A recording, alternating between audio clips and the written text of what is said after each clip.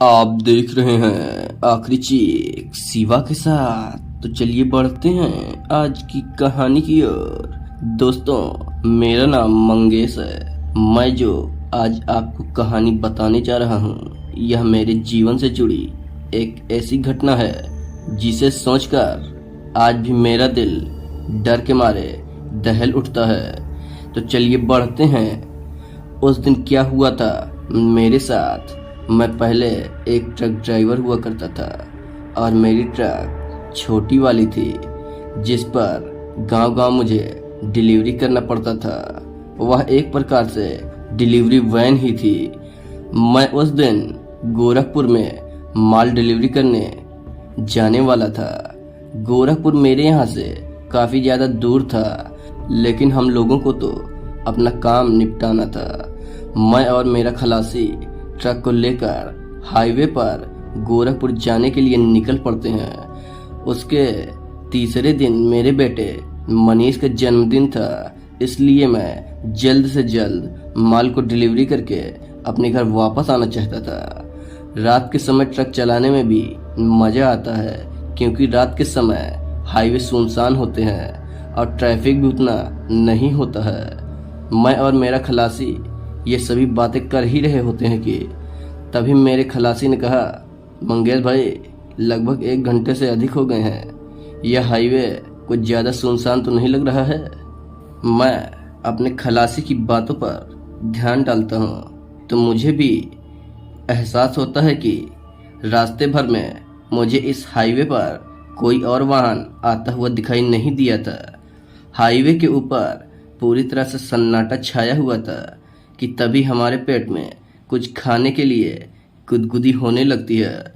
इसलिए मैं सड़क के किनारे पर एक छोटे से ढाबे पर अपनी ट्रक को रोक देता हूँ। मेरा खलासी पूछता है, आखिर ट्रक क्यों रोक दी भाई तुमने? अरे यार, मुझे भूख लगी है, तुमको भी खाना हो तो आ जाओ।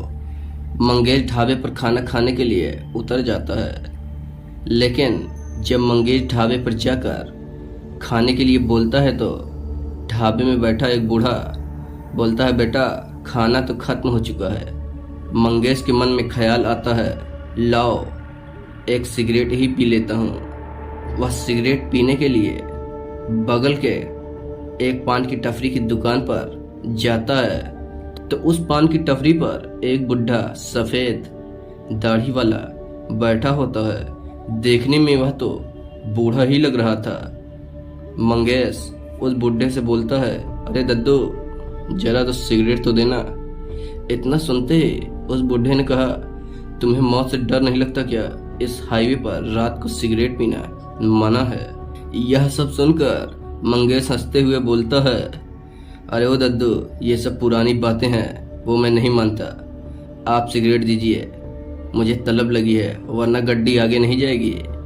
लेकिन वह बूढ़ा बोलता है, मेरे पास सिगरेट नहीं है। मंगेश को दुकान की अलमारी में सिगरेट दिख रही थी। मंगेश बोलता है, अरे ओ दद्दू, आप इतने बूढ़े हो फिर भी झूठ बोल रहे हो। देखो सिगरेट रखी है, दे दो। वह बूढ़ा बोलता है, बेटा, जिद मत करो, जिद अच्छी नहीं होती है। रात के समय इस हाईवे पर सिगरेट नहीं पीते, वरना होती है लोगों की। इतना कहकर वह बूढ़ा चुप हो जाता है, लेकिन मेरे जिद करने पर वह बूढ़ा सिगरेट देने से मना करता ही रहता है। मैं ज़बरदस्ती उसकी दुकान में घुस जाता हूँ और 2 सिगरेट लेकर उसे पैसा देकर वहाँ से चल देता हूँ। जाते जाते वह बूढ़ा बोलता है, बेटा, भगवान तुम्हारी रक्षा करे। मंगेश सिगरेट को लेकर ट्रक में आकर बैठ जाता है और मंगेश का खलासी बोलता है, अरे यार मंगेश, कितना टाइम लगाता है? मंगेश और उसका खलासी ट्रक को चालू करके चल देते हैं।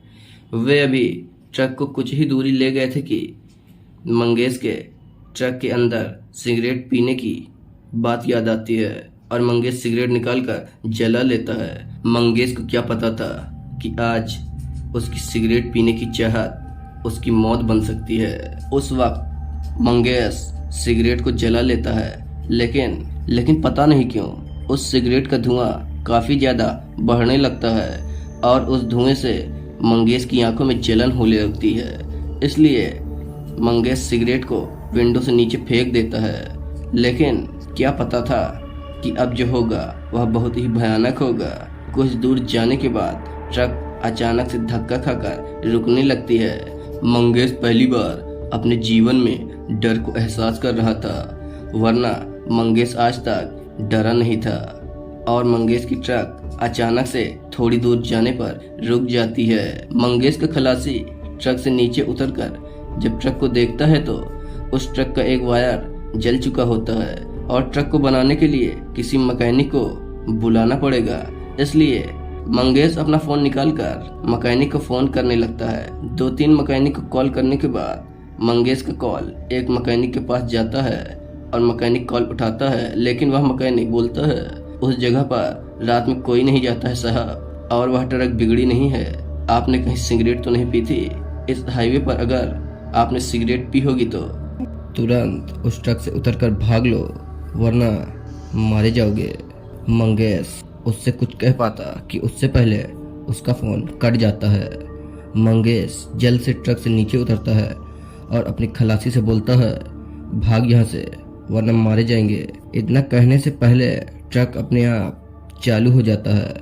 मंगेश और उसका खलासी भागते हुए थोड़ी दूर पर बने एक बजरंगबली के मंदिर के पास जाकर खड़े हो जाते हैं।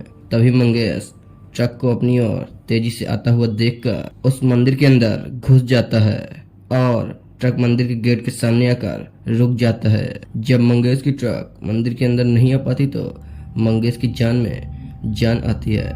मंगेश पूरी रात भर उसी मंदिर में रहता है और न जाने कब उसकी नींद लग जाती है। जब सुबह मंगेश की आंख खुलती है तो मंगेश देखता है कि उसका ट्रक सही सलामत वहां खड़ा होता है और वह जब ट्रक में चढ़कर चाबी को घुमाता है तो ट्रक एक बार में ही स्टार्ट हो जाता है और मंगेश उस ट्रक को लेकर अपने घर वापस चला जाता है।